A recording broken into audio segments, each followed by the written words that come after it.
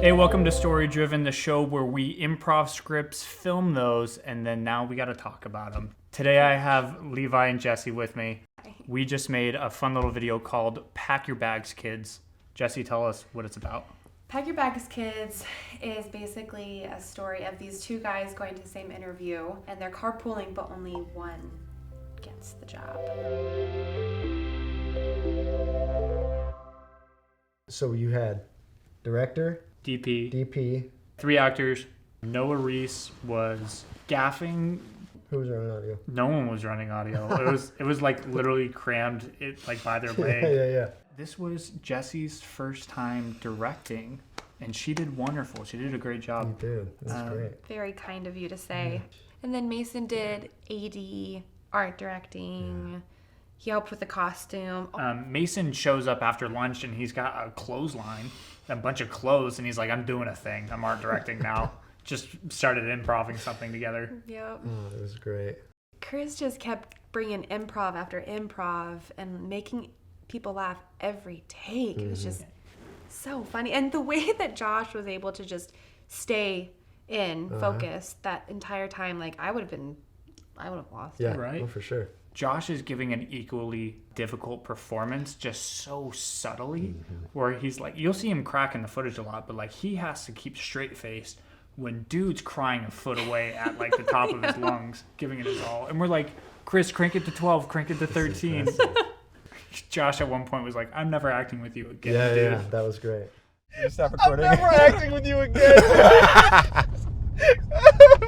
The one thing that was interesting was the 2 actors actually had to kind of direct themselves a little bit because we couldn't be in the car with them when Josh and Chris are driving around.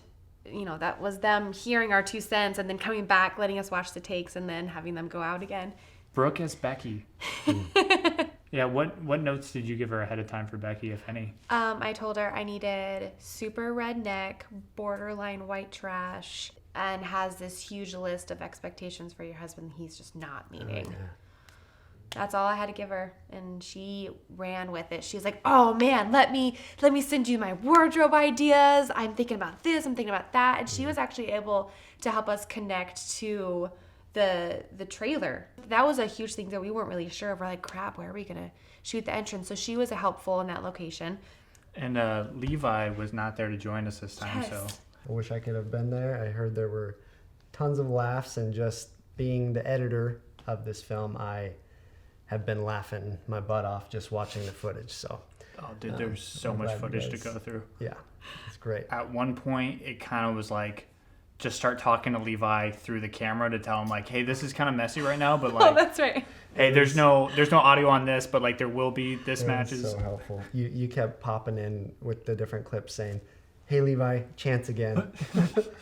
Hope you're doing good," that kind of thing, and it was very touching. Hey Levi, this is a couple stuff for audio for you. Hey Levi, this is Chance again, here with our buddy Josh. That should be everything. I don't know what else you need from us. And for the nerds out there, we're filming on a GH5 at a 12 millimeter, but it's a 2x crop factor, so it's punched in like crazy. We had a backup plan with an iPhone, but The iPhone looked great, actually. did. Yeah, we were ready to go with that thing.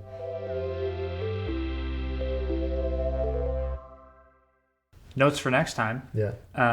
I go, man, why are all of these cars driving around right now when we're trying to film? And Jesse goes, well, it's 5 o'clock in a residential neighborhood by the airport On a Thursday. on a Thursday. And at that point I went, oh, I'm learning a valuable lesson about scheduling right now. The cars were just flying by. Yeah. They did not care for us. The poor camera overheated a couple times. Yeah. Because it was like 104 that day, Yeah. something like that. Right. It was hot. Hot And day. it's in a car that has no air conditioning so we can get the audio with the sun beating through the windshield. And your actors were absolute champs doing Yeah. that. I don't even know how many times. You could see the sweat starting a little more with each take. Chris and it has was just- shorts down his head. Oh, I love that guy. Oh, beautiful. Yeah, we try to make sure those guys were comfortable as much as possible. It was tough because it's like, hey, sorry, you have to do the take without, air conditioning in this 100-degree weather. But like the second we cut, it's like crank that thing and Yep. roll those windows up and hang out. I learned how much the director and the DP really talk and figure out what the shot's going to look like and how much each person has in say. I thought that was really, really cool. Because I originally thought the DP is just like record, cut. Yeah. You know, I didn't realize that they had so much input. I thought that was so cool because it really is a huge collaboration, which is another reason as to why I love this industry so much, is because each person's part is so vitally important. It's true. So cool. Like I feel like I learned a lot and a lot of what I don't know, and that there's this whole other basket of things that go along with being a director. Yeah. And it's exciting and it's cool and it's terrifying, and I feel like it was a rough like bumpy road for me, but hey, everyone has a first time. So like there was a couple times I was like, oh right, yeah, that's my job. Yep, that looks that looks that looks great. That looks great. I feel like you were very, very helpful in a new director not knowing what to do. And my note is always like, hey, can we just do a quick one where it's like turn it up to 11 or 12? Like, can the actor just go extreme, and can we just see what that looks like for a second? I've never done a car scene. I've never had two characters driving in a car, and that's something that we talked about ahead of time is like, I don't know how to do this. I've never done it, and like I'd rather figure it out on this than like we're working on a portfolio piece 2 months from now, and I'm winging it then trying to figure out how to do a car shot. Like, you know, if this thing doesn't turn out, oh darn, you know, it was technically practice, but you know, when you're on set of a actual and there's money on the line, you got to know what you're doing. It's little small things like that I love that we're doing this, because you get to learn all those tiny little things by constantly writing, doing, producing, directing. Yeah. You know, it's so cool. Funny enough, this one, we literally took the camera and we Velcroed it onto Jesse's dashboard, like right above the clock. Beautiful. I did one on the window and one on the actual plastic. Did not move whatsoever.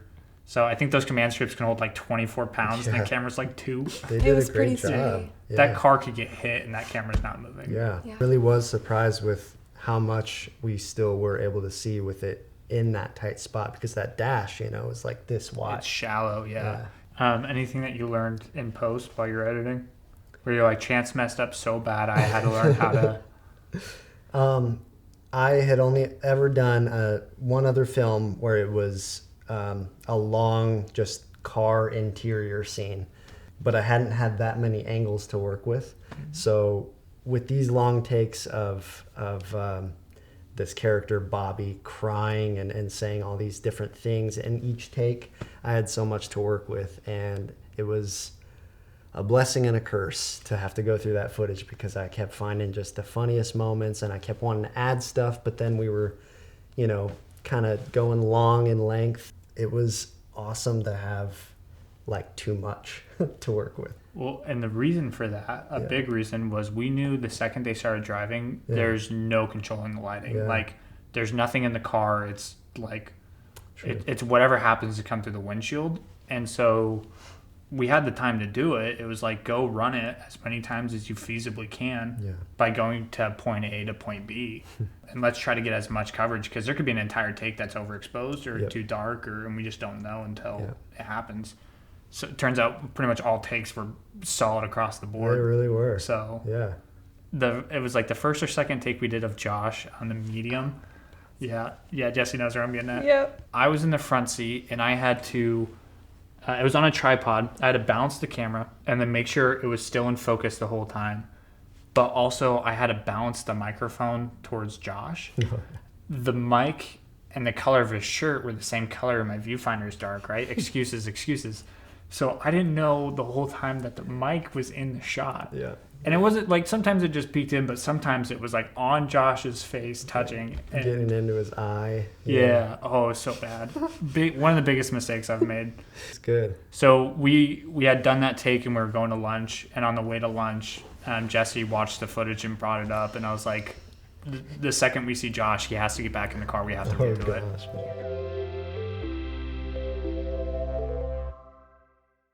So we have this next one up. We've already filmed it at the time of this recording. Gam Gam Sausage is next. So watch out for that one. And then we might have a funny one about a puppet coming up, but let's see where that leads first. Lots on the horizon. Yes. Yeah. I know that we've been talking about all the complications and the struggles and things that we learn, but that's kind of the cool part about this, is that I feel like if you have a story that you want to tell or an idea or a dream or something, that it's not completely impossible. I feel like going through this story, I've really learned how more easily accessible it is than I thought it was. So, I mean, if this is something that you want to do, I feel like it's tangible if you want to. There's always a workaround, whether you're going from script to filming, to make what's on the page come to life. If you guys like what we're doing, please subscribe to the channel, watch more videos. We have a lot more short films coming out. There's plenty of funny screenwriting stuff that we're doing too. Make sure you check that out. If you want to go ahead and follow Story Driven at Instagram and TikTok.